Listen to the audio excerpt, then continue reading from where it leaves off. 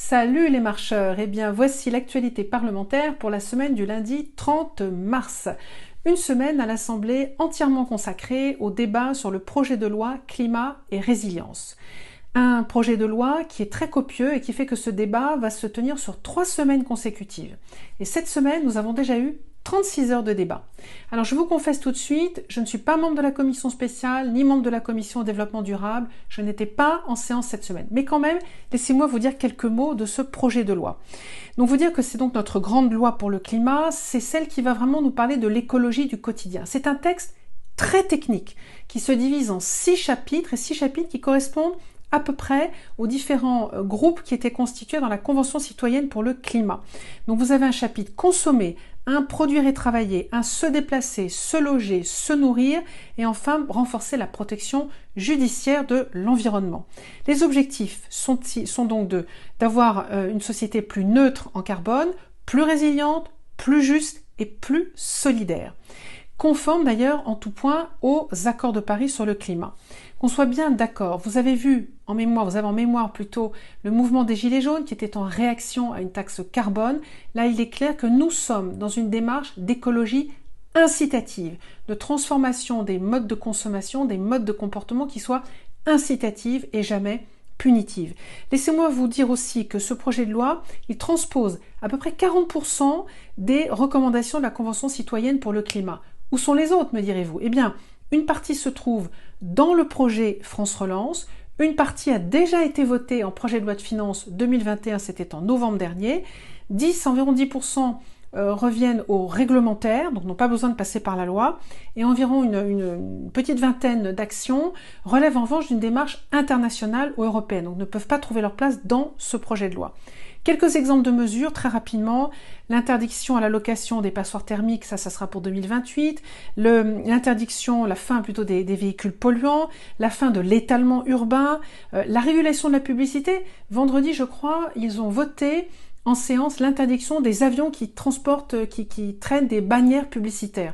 Moi, j'avoue que je suis assez contente que ça soit supprimé. Vous voyez, c'est plein de petites choses comme ça, mais qui misent les unes derrière les autres, bout à bout, font qu'au bout du compte, eh bien, les Verts allemands saluent cette loi pour le climat française. Les Verts allemands, c'est quand même de bon augure.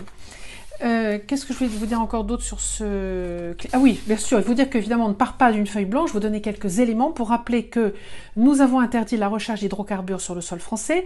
Nous avons décidé de la fermeture de toutes nos centrales à charbon. Et justement, jeudi 1er avril, la centrale au charbon du Havre a définitivement fermé ses portes. C'est fait. Donc nous tenons les promesses que nous avions prises. Nous avons également voté une grande loi sur les mobilités, une grande loi sur l'économie circulaire. Et puis n'oublions pas que dans le plan de relance, il y a 30 milliards d'euros qui sont consacrés à l'écologie. Mardi, c'était les questions au gouvernement. On a donc continué ensuite les débats. Mercredi, je voudrais vous signaler 2 choses. D'abord, en commission des affaires étrangères, bon, ça concerne qu'une petite partie d'entre vous, mais quand même, nous avons voté en commission l'approbation de l'accord qui vaut la reconnaissance de la réciprocité des permis de conduire entre la France et la Chine. Je sais que vous tous qui habitez en Chine, vous attendiez ce projet de loi depuis un moment. Il passera en séance, je crois, le 15 avril.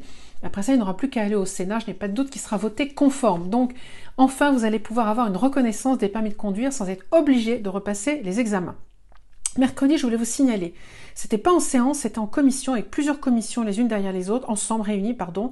Ils ont discuté d'un rapport qui a été remis sur la conditionnalité des aides publiques aux entreprises. Ça, c'est un sujet extrêmement important. Vous savez que la conditionnalité, on en a beaucoup parlé pour l'écologie. Est-ce qu'on peut aider une entreprise si elle ne fait pas un effort pour la transition climatique? Eh bien, cette mission est allée voir, au fait, c'est quoi la conditionnalité d'une aide publique, comment ça peut se mettre en route? Est-ce que c'est une exonération de charges, une exonération fiscale? Est-ce que c'est une subvention directe? Est-ce que c'est un prêt? Est-ce que c'est une garantie de prêt? Est-ce que c'est une prise de participation? En fait, on a beaucoup de mal. Il y a tellement d'aides aux entreprises publiques par l'État, par les opérateurs d'État, par les collectivités territoriales, par l'Union européenne. C'est très difficile de chiffrer le montant total. En tout cas, on a pu dénombrer plus de 2000 dispositifs qui existent, ça c'était au 27 février 2021.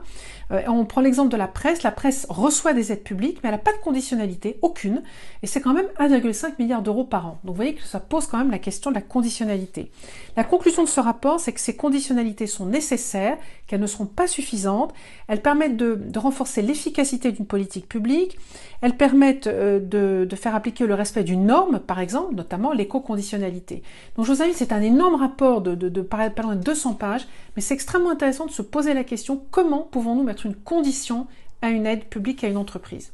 Et puis jeudi, je vais terminer là-dessus, c'était donc le fameux débat 50-1, je vous en ai déjà parlé, c'est pas la première fois qu'on a ce débat à l'Assemblée. Le Premier ministre vient donc présenter ces mesures pour la restriction, les mesures de freinage qu'on met en place pour les 4 semaines qui viennent, et puis les oppositions et les différents partis politiques répondent, et à la fin, le Premier ministre répond. D'ailleurs, je vous invite à regarder sa réponse finale, c'est là qu'il s'est mis terriblement en colère. Monsieur Castex est capable de piquer des coups de sang, et c'était tout à fait bienvenu, parce qu'il a quand même dû répondre à des oppositions qui ont exprimé une lâcheté incroyable, qui ont refusé de voter chez pour un parti d'opposition. C'est vraiment l'attitude des lâches. Voilà, c'est refuser le débat. C'était l'actualité de la semaine du 30 mars. À la semaine prochaine.